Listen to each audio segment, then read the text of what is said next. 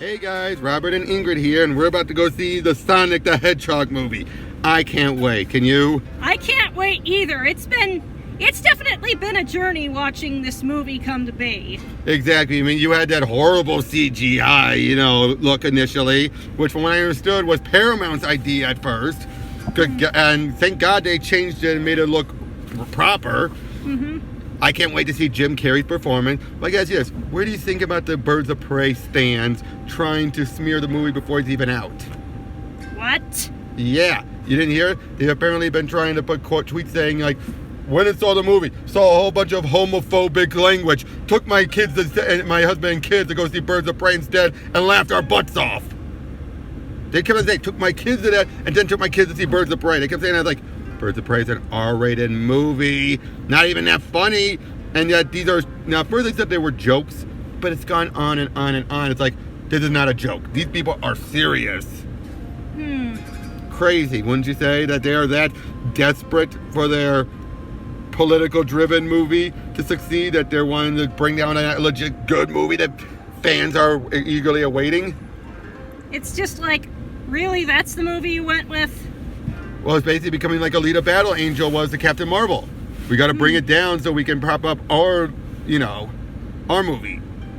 And I'm pretty sure, I think we called it last week, this is going to be a lot like Alita was to Captain Marvel. The better movie of the two. You get that feeling with this one? Comparing it to Birds of Prey? Yeah, although there's definitely less of like a one-to-one correspondence with like the kind of movie, since they're very, very different. It's True. Just the only thing that really has them... They're adaptations. And they're somewhat nearby each other in their release dates, so it's a lot more distant of a comparison this time around. True, that is very true. But I'm just saying, I'm being snarky when I say that, to be honest. Yeah. Overall, I've heard a lot of good things. I'm really excited to see this. It sounds like it's going to be a fun way to blow off some steam. Yep, and we're going to sit through the credits, because I've heard great stuff on the credits, and I'm pretty sure there's going to be another spoiler-filled review. Almost all of our videos are going to have been spoiler-filled anyway, so... Yeah. So, yep, we'll see you guys on the other side. Hey guys, we just got out of the movie. Bear with us on the lights, can't be helped. Oh my God, oh my gosh! It is so good! Okay, first thing out of the way, all those Birds of Prey stands trying to claim, oh, there's homophobic stuff in here. Bullshit. Complete bullshit, right? It's just like... It's a family movie. It's a feel-good family movie. Oh God, but if you're a Sonic fan, if you're a Sega fan, it is so good. Sonic is perfect. Jim Carrey stole the show. Like, the first time he walked on screen, it's just like, yep, this is his show now. Exactly. And yes, it's the stuff you saw in the trailer, like, nope, wrong, I'm in charge. All that stuff. But every scene he was in, it was like 90s Jim brought back to us. It wasn't like, oh, I'm gonna half-ass it. No. This was Jim, like, you could tell he felt something here. Yeah, just oozing personality just with every spoken line. Yep, and Sonic, Ben Schwartz as Sonic was so perfect, wasn't it? Like, you felt, okay, this is gonna be a spoiler review, but right away, I give this a 10.5 out of 10. Sounds about right. It was really, really good. Now, the main reason why we were originally gonna give it a 9, but we'll talk about why a 10 and all that. But now, that's the, if you don't want any spoilers, and just go see it, all right? Okay, here goes the spoilers. We open up with Sonic on some world. We don't know what world, but he was raised by an owl. An owl who basically she told him, don't show off your powers. And he's like, yeah, I could do it. No one will see me. We see a bunch of echidnas right in the beginning. Knuckles peoples. I did not expect that at all. I'm like, okay, I heard there was going to be something where he's going to cause them to come to Earth. I did not expect echidnas at all. It was like, oh, and they look perfect. And they look perfect. But yeah, they wanted to harness Sonic's power for, well, we find out reasons why later. But yeah, she gives them a bunch of these warp rings, kind of like Sonic 1 and 3, where, you jump in the ring and it took you to the special zone. This one takes you to different planets, and she sent him to Earth. I mean, it seemed like she sent him to Earth, although given the map he used, it seemed like he went somewhere else at one point. It's hard to tell. But for the sake of argument, let's just assume he was sent to Earth, and he's been on Earth most of his life, living on his own, hiding in a cave, because she just told him to always keep moving. Don't hide. And that traumatizes him. You want to add anything to continue on? Yeah, it's just you sort of see, like, yeah, he's Sonic, but at the same time there are just sort of these, like, brief quiet moments where you can just see where, yeah, he feels, like, really lonely, and it's just like, yeah, that isolation has taken its toll on him. But he's aware of it, too, when he does, because basically, he only interacts with himself. He's fast enough to be like, hey, Sonic, hey, how's it going, Sonic? Hey, Sonic's over there, and over there. The baseball game moment was great. Yeah. Everything about it was so well done. But in this case, turns out he was watching the small town of Green Hill. Cute. Yeah. You know, Green Hill Zone, the very first level. Uh-huh. But yeah, and James Marsden, I believe that's his name, his role, he is a great guy. He's basically the sheriff of a small town. And he's basically like, come on now, give me some action or something. I want to actually save someone's life, because he's in one of those small towns where almost nothing bad happens.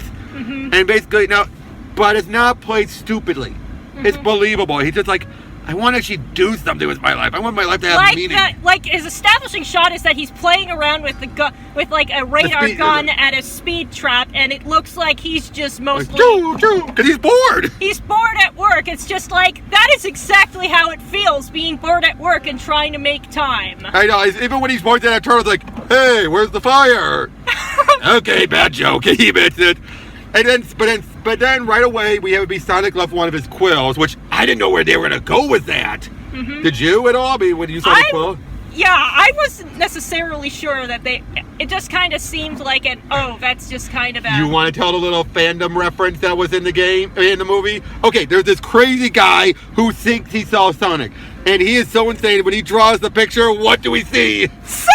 It's just like, oh my gosh, that was like perfect. I wonder if they had to pay the person who made that meme to use it. I hope they did. Because that would have been a crime if they didn't. Yeah, it's just like, oh my gosh, they fit that reference in a spot where it was believable. Well, yeah, because basically this crazy old guy who doesn't have any hand-eye coordination, he uses a chainsaw at the end. He's like, how is he going to draw Sonic? Yeah. It's going to look like a... But yeah, that was great. His wife... Oh, I just forgot her name. Unfortunately, we don't remember her name, but the chemistry between her and Tom is they're so sweet. It's just like they sell it to you basically from like the word go. Exactly. And then, but yeah, he's ready to go to San Francisco. Although right nowadays, I think he'd have less to worry about and more dealing with crap on the streets. Okay, jokes aside. But he's ready to go. So you're not wrong. I've been there. Right. She decides to go on ahead to look for a house, because if they're going to move there, might as well. Mm-hmm. So he's staying behind, trying to figure out, to close up shop there. And then Sonic, he does the baseball game moment where he ends up causing a big EMP, huge. So the military decide, let's send the whiz guy, which is Eggman, mm-hmm. or Robotnick, sorry.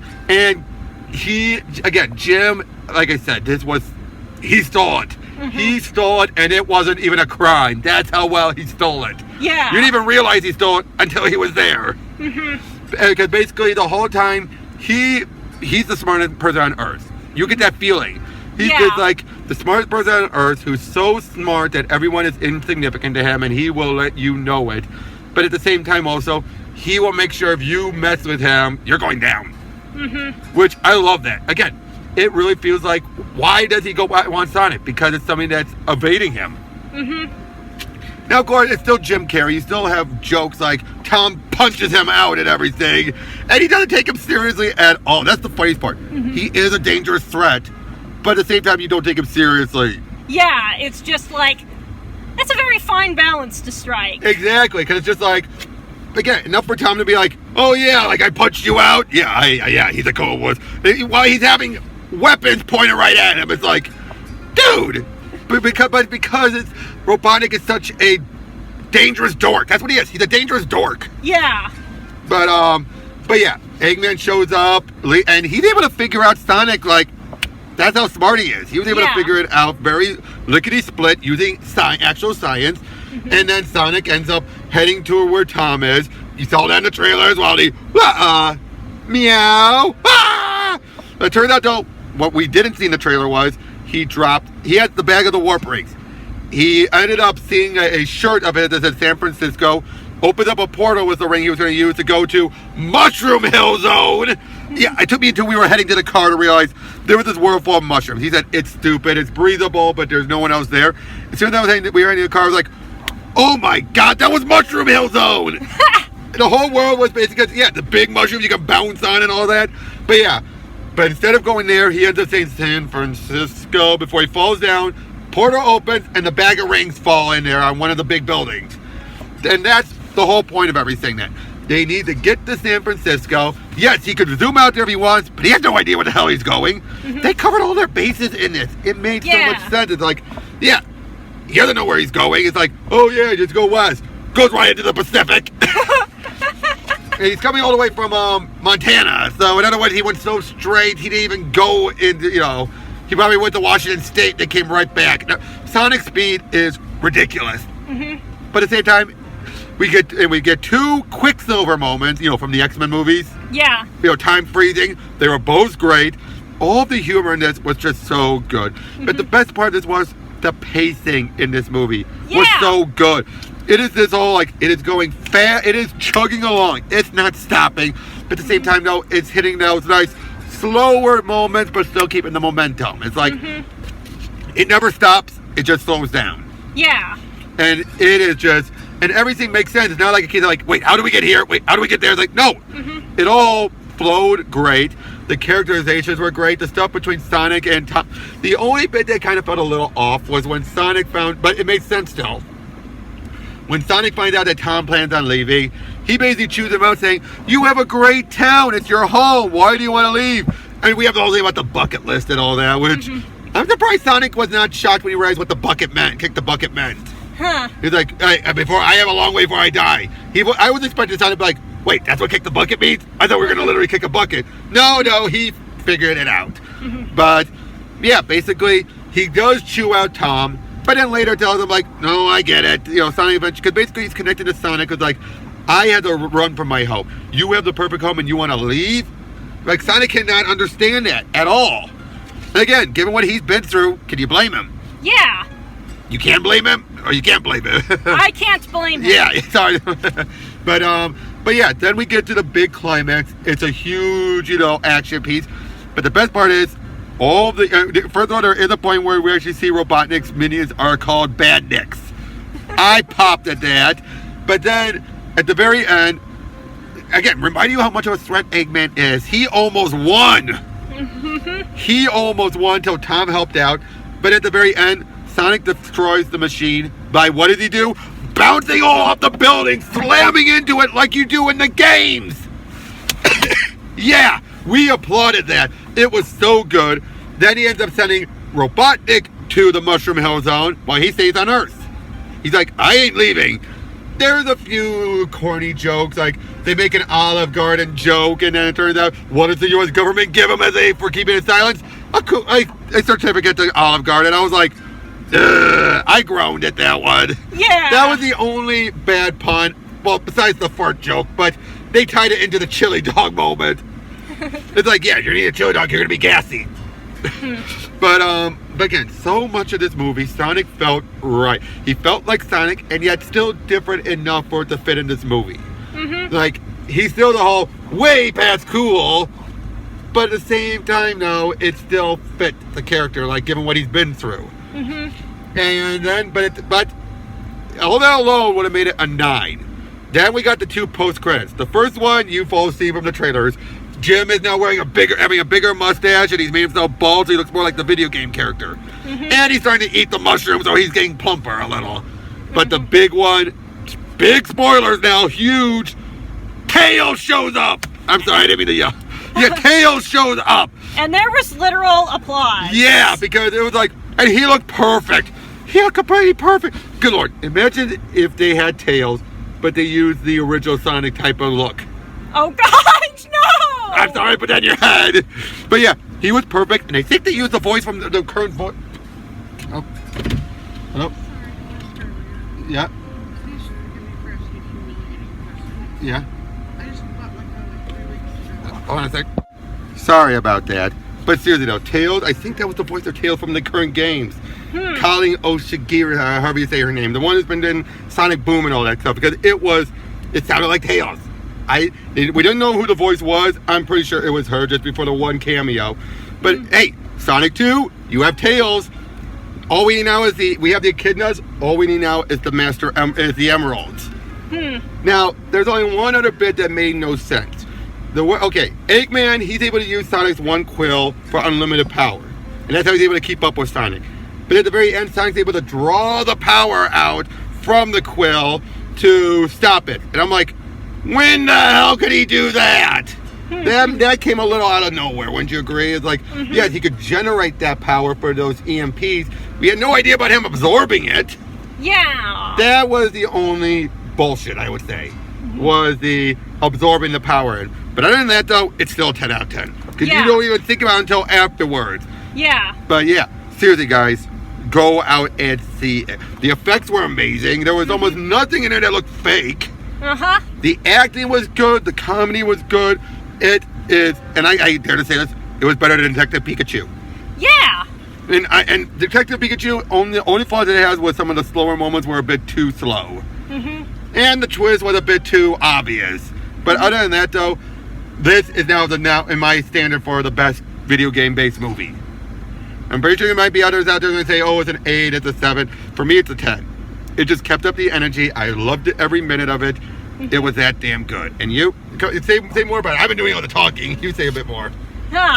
It's just like, I'm definitely more like casual in my knowledge of Sonic. Like, I haven't really had much contact with the games myself, but even I could appreciate the little references that were here and there. Like, one of the moments near the end is when they sort of had a piano rendition of the Green Hills Zone theme when they were repainting and repairing the house such. That was just a small quiet moment, but I really liked that for some reason. Oh, that was great. Although, to be fair, I think it was a based off of it, because from what I understood, they couldn't fully use the right, because unfortunately, the Japanese composer owns them. So, it was probably a pastiche, but still. You could tell what it was supposed to be. Yeah, exactly. And again, the fact that they've said it, they've been able to take the video games and introduce it into this live-action world, but in a way that still fits. Yeah, it still felt organic. It didn't feel like the human characters were just kind of, tacked on to fill space. They really felt like they had an important part to play. Again, if you're Sonic and you've ever been in this small town, how the hell are you going to know how to get to San Francisco? You're not. And the guy tells you, go west. Of course you're going to run into the ocean. Because there's a lot of context there that you usually assume when giving directions. Exactly, but again, it's someone who's so literal-minded and just so, I can't say simple-minded because that'll be an insult to Sonic, but so naive. But again, that's the thing about Sonic. He's naive, but not stupid. He's impulsive, but understandably so. Like, at the bar. The bar was great. And I thought, he was so, you could feel his sadness. Yeah, it's just it's just I've been in this one place all my life. I have to leave it before I really get to do much of anything in it. And Tom is such a legitimate good guy. He's one of those small town sheriffs who just wants more. And then at the very end, he's like, well, I saved the day. After all I've been through, I don't need to leave.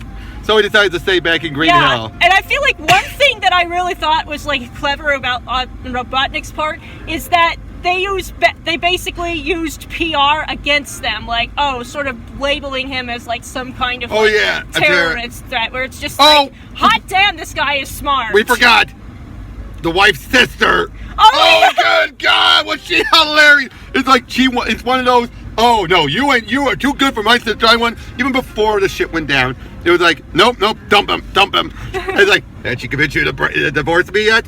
No, bet you try. And then after everything's gone down, you're oh no way, nope. And then she's left tied up. It's this is my house. Again, it was one of she's one of those annoying, sassy black ladies, but they play it up they know she's annoying. It's not a case where any other movie would have been, oh, everyone listens to her and believe it. They're no, they all know she's full of it. She's been full of it beforehand. Even her own daughter doesn't care. Yeah. What does that tell you? Her own and the little girl, the niece of Tom and all this stuff. I think her name was JoJo. Yeah, JoJo. she gave Sonic the shoes. And it was adorable. It was. Although I'm pretty sure those shoes are going to probably break down just like all the others too. But yeah.